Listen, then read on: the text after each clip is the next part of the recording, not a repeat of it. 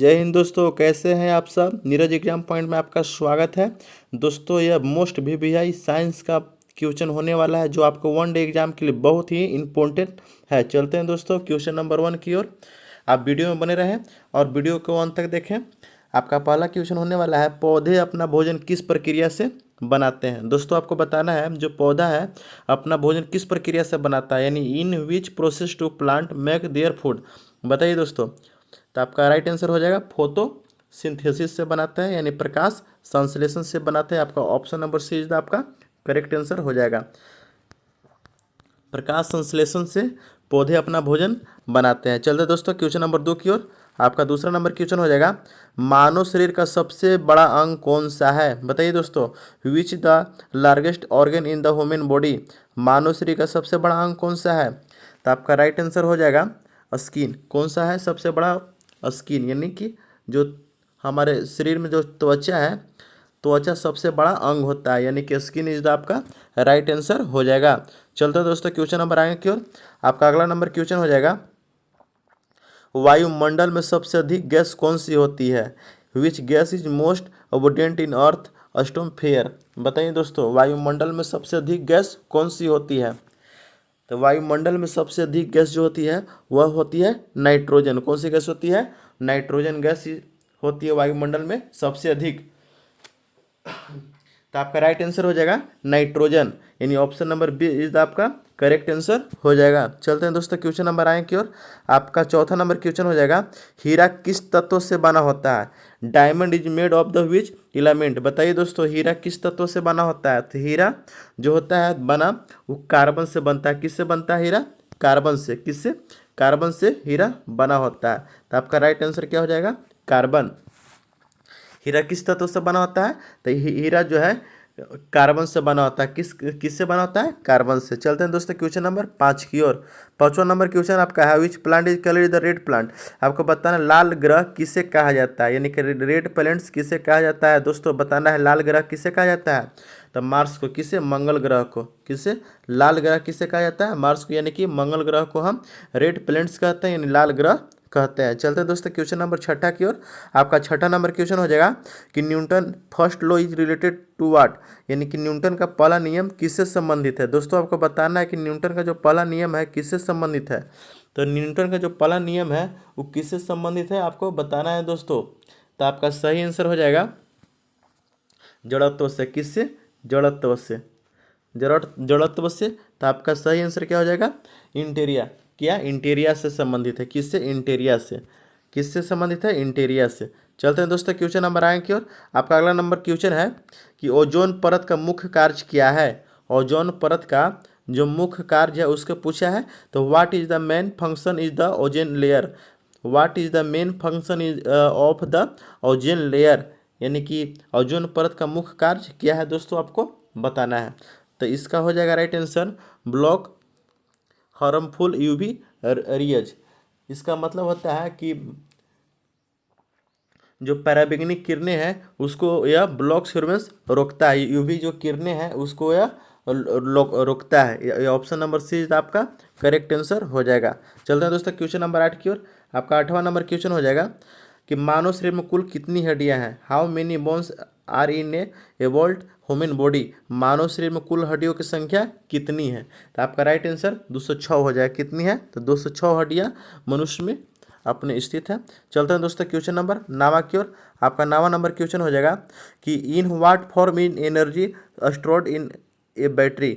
आपको बताना है कि बैटरी में ऊर्जा किस रूप में संग्रहित होती है। तो बैटरी में जो ऊर्जा होती है किस रूप में संग्रहित होती है, तो केमिकल एनर्जी के रूप में। किस रूप में, केमिकल एनर्जी, यानी कि रासायनिक ऊर्जा के रूप में। रासायनिक ऊर्जा के रूप में बैटरी में जो ऊर्जा रहती है वो संग्रहित रहती है केमिकल एनर्जी के रूप में, यानी ऑप्शन नंबर डी आपका करेक्ट आंसर हो जाएगा। चलते हैं दोस्तों क्वेश्चन नंबर 10 की ओर। आपका 10 नंबर क्वेश्चन हो जाएगा, विच इन द लार्जेस्ट गैस, यानी सबसे हल्की गैस कौन सी है। दोस्तों बताना है सबसे हल्की गैस कौन सी है। तो पूरे ब्रह्मांड में सबसे हल्की गैस हाइड्रोजन है। कौन सी, हाइड्रोजन गैस सबसे हल्की गैस होती है। चलते हैं दोस्तों क्वेश्चन नंबर 11 की ओर। 11 नंबर क्वेश्चन हो जाएगा आपका, earth magnetic field in the due the वाट। कह रहा है कि पृथ्वी का चुंबकीय क्षेत्र किस कारण बनता है। जो पृथ्वी का चुंबकीय क्षेत्र है वो किस कारण बनता है दोस्तों, आपको ये बताना है। यानी earth is a magnetic field in the due bar किस कारण बनता है, तो आपका हो जाएगा movement of molten iron cores, यानी कि ऑप्शन नंबर बी इज आपका करेक्ट आंसर हो जाएगा। ऑप्शन नंबर बी इज आपका करेक्ट आंसर हो जाएगा, यानी पिघले लोहे की गति, इसका आंसर होता है पिघले लोहे की गति, आपका इसका करेक्ट आंसर होता है। चलते हैं दोस्तों क्वेश्चन नंबर आगे की ओर। आपका 12 नंबर क्वेश्चन हो जाएगा कि सूर्य में ऊर्जा किस प्रक्रिया से बनती है। जो सूर्य में जो ऊर्जा होती है वो किस प्रक्रिया से बनती है दोस्तों, आपको ये बताना है। तो ये नाभिकीय संलयन से बनते हैं, किससे, नेचुरल फंक्शन से, किससे, नेचुरल फंक्शन से। ऑप्शन नंबर बी इज आपका करेक्ट आंसर हो जाएगा, natural function, sorry nuclear function, nuclear संलयन, न्यूक्लियर फंक्शन से आपका करेक्ट आंसर हो जाएगा। यहाँ दिया हुआ नहीं है न्यूक्लियर, आप जोड़ लीजिएगा, नाभिकीय संलयन इसका हिंदी, या न्यूक्लियर फंक्शन, आप ऑप्शन नंबर 20 आपका करेक्ट आंसर होने वाला है। चलते दोस्तों क्वेश्चन नंबर 13 की ओर। 13 नंबर क्वेश्चन है the green colour of leaves in due the what, यानी कि पत्तियों में जो हरा रंग किससे आता है। जो पत्ती में जो हरा रंग होता है वो किससे आता है, तो आता है क्लोरोफिल के कारण। किससे आता है, क्लोरोफिल के कारण, क्लोरोफिल के कारण पत्तियों का हरा रंग होता है। यानी कि the green colour in the leave in the due of what, यानी पत्तियों में जो हरा रंग होता है किसके कारण होता है, क्लोरोफिल के कारण, आपका राइट आंसर हो जाएगा। चलते हैं दोस्तों क्वेश्चन नंबर 14 की ओर।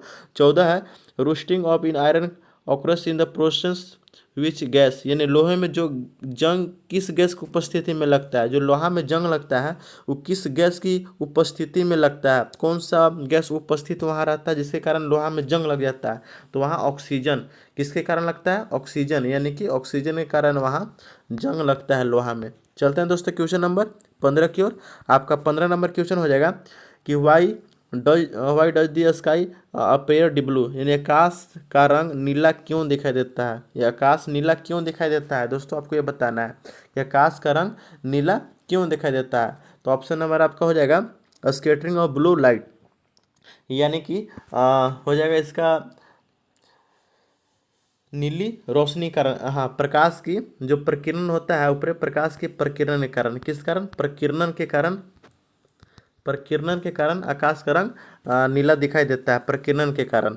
चलते हैं दोस्तों क्वेश्चन नंबर 16 की ओर। 16 नंबर क्वेश्चन आपका है कि प्रकाश का अपवर्तन किस कारण होता है। प्रकाश जो अपवर्तन होता है किस कारण होता है, तो change of speed of light, यानी कि प्रकाश की गति के कारण प्रकाश का अपवर्तन होता है, यानी change in the speed of light, यानी ऑप्शन नंबर इज आपका करेक्ट आंसर हो जाएगा। चलते हैं दोस्तों क्वेश्चन नंबर 17 की ओर। 17 नंबर क्वेश्चन आपका हो जाएगा कि what is the common trim of the liquid and gas, यानी द्रव और गैस दोनों को क्या कहा जाता है।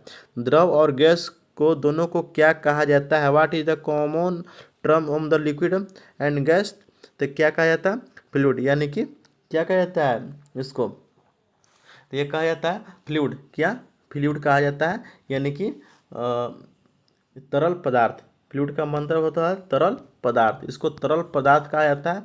द्रव गैस दोनों को क्या कहा जाता है, तरल पदार्थ यानी फ्लूइड कहा जाता है। चलो दोस्तों क्वेश्चन नंबर 18 की ओर।